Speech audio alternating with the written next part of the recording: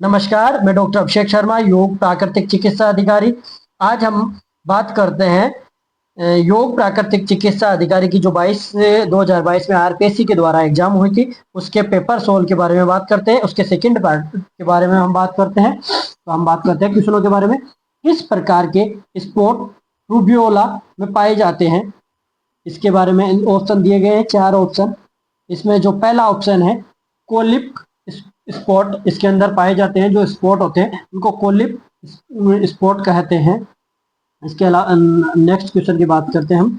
आरोग्यम भोजनाधीनम संदर्भ है, ये किस ऋषि का संदर्भ है, किस ऋषि ने संदर्भ दिया है, उसके बारे में हम बात करते हैं। ये महर्षि कश्यप का संदर्भ है।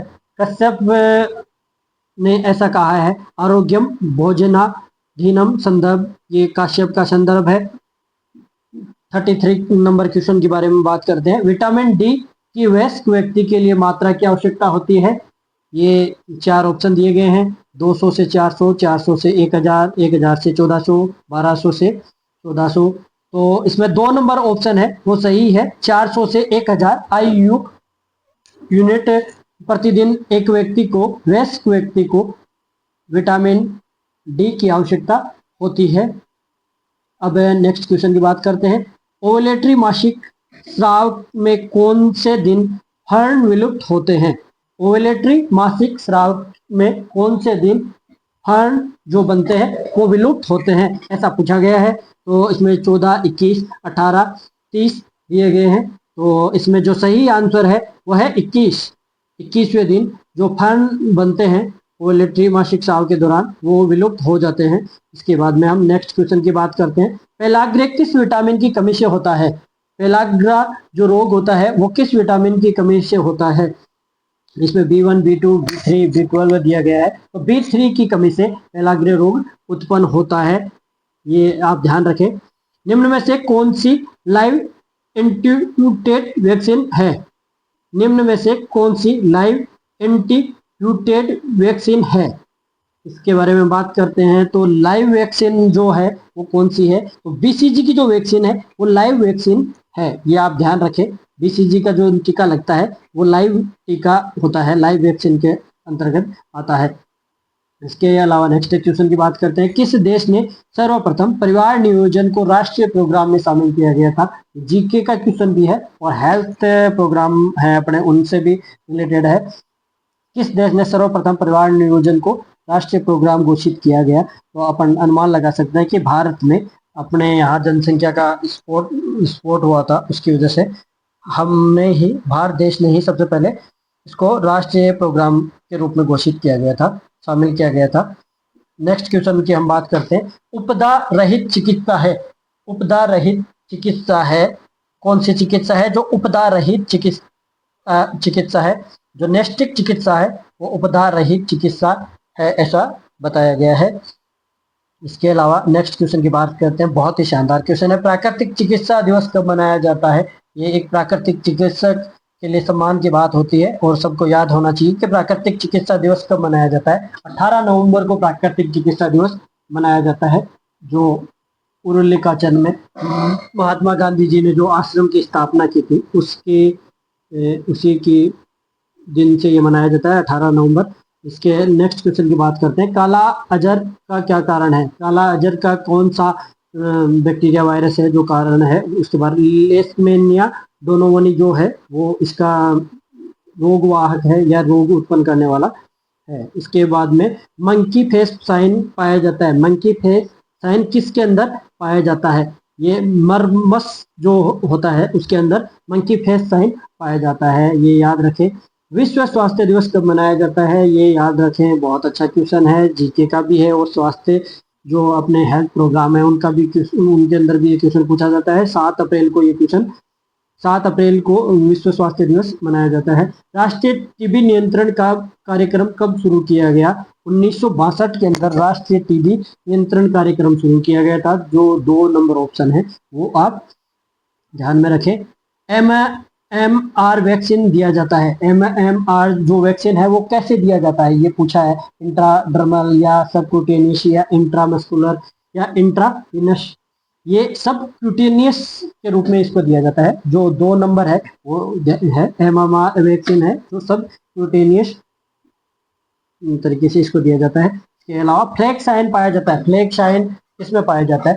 जो कोशिक रोग होता है, 1 नंबर ऑप्शन है, उसके अंदर फ्लैग साइन पाया जाता है। ये इसके अलावा प्राकृतिक चिकित्सा का क्वेश्चन है, रिटर्न्स टू नेचर पुस्तक किसने लिखी?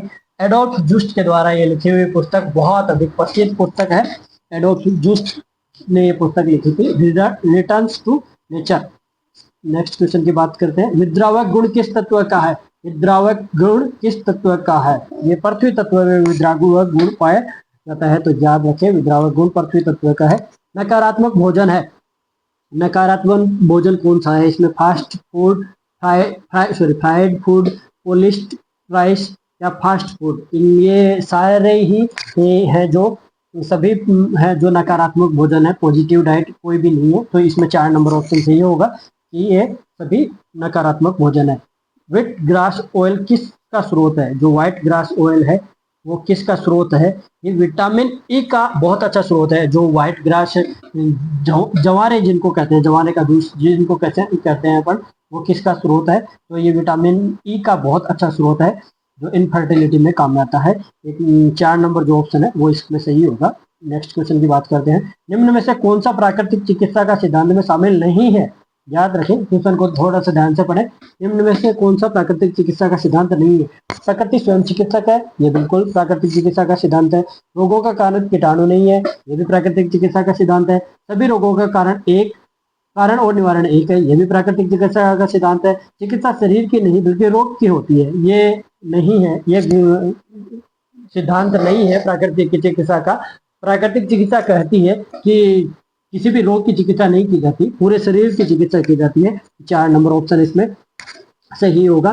The uses of water in health and disease के लेखक कौन है? बहुत अच्छी पुस्तक है, डॉक्टर जे.एच. के लॉज की बहुत अच्छी पुस्तक है ये, the uses of water in health and disease के अंदर। तो ये आप याद रखें, बहुत अच्छे लेखक हैं डॉक्टर जे.एच. के लॉज, जो जल चिकित्सा या हाइड्रोथेरेपी के ऊपर बहुत अच्छी पुस्तक है। उपवास द्वारा रोगों का नियंत्रण करना कौन सी चिकित्सा है? ये आयुर्वेद में जो लंघन चिकित्सा है उसके लिए बताया गया है। उपवास चिकित्सा जो प्राकृतिक चिकित्सा में उसको फास्टिंग थेरेपी कहा जाता है, उसको आयुर्वेद में लंघन थेरेपी कहा गया है। क्रोमोथर्मोलिन चेंबर में हाथों पर किस रंग की प्लेट का प्रयोग किया जाता है? ये जो क्रोमोथेरेपी है, क्रोमो एंड मैग्नेट थेरेपी है, उसका क्वेश्चन है। याद रखें, लाल रंग का प्रयोग किया जाता है। ये क्रोमोथर्मोलिन चेंबर के आप बहुत सारे रंग इसलिए यूज किए जाते हैं, उसके बारे में आप डिटेल में पढ़ लें। इसके अंदर 1 नंबर ऑप्शन सही होगा, लाल रंग का इसमें प्रयोग किया जाता है। भारत सरकार द्वारा नेशनल न्यूट्रिशन पॉलिसी कब शुरू की गई थी? भारत सरकार के द्वारा नेशनल न्यूट्रिशन पॉलिसी, ये हेल्थ प्रोग्राम का क्वेश्चन है। ये 1993 के अंदर 1993, यानी 2 नंबर ऑप्शन है वो सही होगा। वयस्क व्यक्ति में कैल्शियम की दैनिक मात्रा की आवश्यकता होती है, तो इसमें 400 से 600 मिलीग्राम प्रतिदिन वयस्क व्यक्ति को कैल्शियम की आवश्यकता होती है, ये याद रखें। 3 नंबर ऑप्शन इसमें सही होगा। वसा में घुलनशील विटामिन है, वसा में घुलनशील ADE एक नंबर जो ऑप्शन है वो सही होगा। ADE जो ऑप्शन है वो सही होगा, वसा में घुलनशील विटामिन ADE है। निम्न में से कौन सा कोलेस्ट्रॉल अच्छा है? बॉडी के अंदर 2 प्रकार के जो कोलेस्ट्रॉल पाए जाते हैं, उसमें HDL कोलेस्ट्रॉल है, वो बॉडी के लिए अच्छा होता है, जिसकी मात्रा बॉडी के लिए अच्छी होती है। LDL जो होता है वो बॉडी के लिए अच्छा नहीं होता। आदिज व्याधि का संबंध मुख्य रूप से किससे है? ये पैथोलॉजी का क्वेश्चन है। जो आदिज व्याधि है वो किससे संबंधित है? मनोरोग जो है, मनोमय कोष जो है उससे संबंधित आदिज व्याधि इससे संबंधित है। इसमें नेक्स्ट क्वेश्चन के बारे में बात करते हैं, निम्न में से कौन सा शरीर संवर्धनात्मक डाइट नहीं है? जो शरीर संवर्धनात्मक डाइट नहीं है उसके बारे में हम बात करेंगे। इसमें देखो, मांस, दूध, अंडा और हरी पत्तेदार सब्जियां। मांस है वो भी शरीर को बिल्डअप करने वाली डाइट है, उसमें भी प्रोटीन पाया जाता है, दूध में भी प्रोटीन पाया जाता है, अंडे में भी प्रोटीन पाया जाता है, लेकिन हरी पत्तेदार सब्जियां इनमें विटामिन और मिनरल्स ही मुख्य रूप से पाए जाते हैं, किसी भी प्रकार की प्रोटीन की इनमें मात्रा होती नहीं, इसलिए 4 नंबर ऑप्शन इसमें सही होगा। निम्न में से किस रोग से पीड़ित व्यक्ति को स्वेदन योग्य नहीं है? निम्न में से किस रोग से पीड़ित व्यक्ति स्वेदन योग्य नहीं है?